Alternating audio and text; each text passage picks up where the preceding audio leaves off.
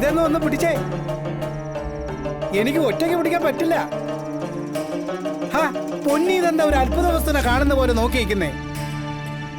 സാധനങ്ങൾ ഇറക്കണ്ടേ? പൊന്നു ഒരു കൈ തരാനാ പറഞ്ഞത്. വാ.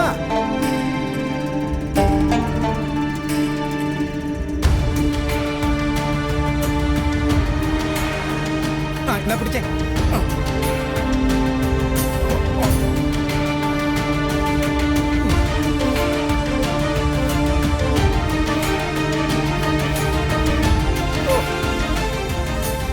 ഒന്ന് രണ്ട് ആഴ്ചത്തേക്കുള്ള സകല സാധനങ്ങളും ഉണ്ട്. ആ ട്യൂഷൻ സെന്ററിലേക്കുള്ള ഓർഡറിന്റെ സാധനങ്ങളും ഉണ്ട്. ഓ, ആ ഓട്ടോക്കാരന് കാശ് കൊടുത്തിട്ട് വരട്ടെ.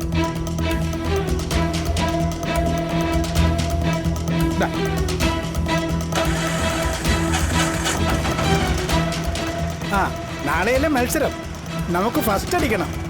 അല്ല പിള്ളേ, ഈ സാധനങ്ങളൊക്കെ മേടിക്കാൻ എവിടുന്ന കാശ് കിട്ടിയത്? കാശ് സാറല്ലേ തന്നത്. 25,000 രൂപ.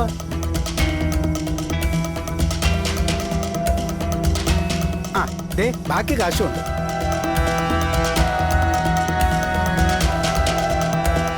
ഇത്രയും കാശ് എന്തിനാണെന്ന് ചോദിച്ചപ്പോ ബാക്കി താൻ കൊണ്ടുവന്നാ മതി എന്നല്ലേ സാറ് പറഞ്ഞത്.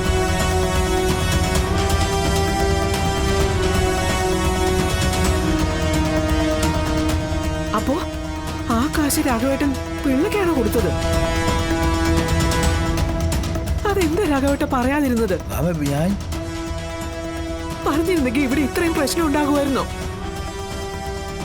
എന്താ പൊന്നു ഉണ്ടായത്? രാഘവേട്ടൻ എന്താ അത് പറയാഞ്ഞെന്ന്? അല്ല, ഞാൻ പിള്ളേക്കാണ് പൈസ എടുത്തു കൊടുത്തേ. അല്ല, ഞാൻ തനിക്കാണോ പൈസ വന്നേ? പിന്നല്ലാതെ. അല്ല, എന്താ ഇപ്പൊ ഇവിടുത്തെ പ്രശ്നം? കാശ് കാണാതെ പോയെന്നും പറഞ്ഞ് ഇവിടെ മുഴുവൻ ഈ പണം തരയായിരുന്നു ഞങ്ങളോടൊപ്പം രാഘവേട്ടനകത്ത് നോക്കുന്നുണ്ടായിരുന്നു.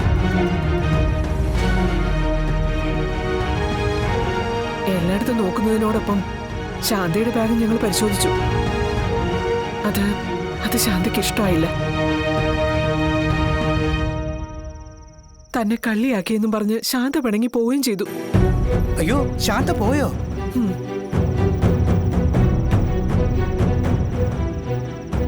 നമ്മൾ ഈ ഓർഡറൊക്കെ പിടിച്ചു വെച്ചിരിക്കുന്നതും നാളത്തെ മത്സരത്തിൽ പങ്കെടുക്കാന്ന് പറഞ്ഞതും ശാന്തയെ കണ്ടുകൊണ്ട് തന്നെയാ.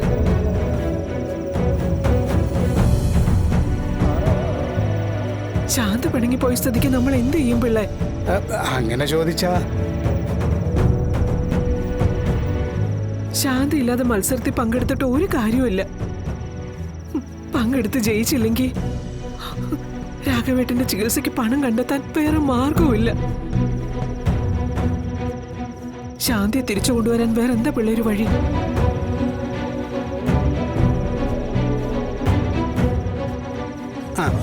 ഒരു വഴിയുണ്ട്. ഈ സ്ഥിതിയിൽ നമ്മളെ സഹായിക്കാൻ ഒരേ ഒരാളെ കൊണ്ടേ കഴിയും.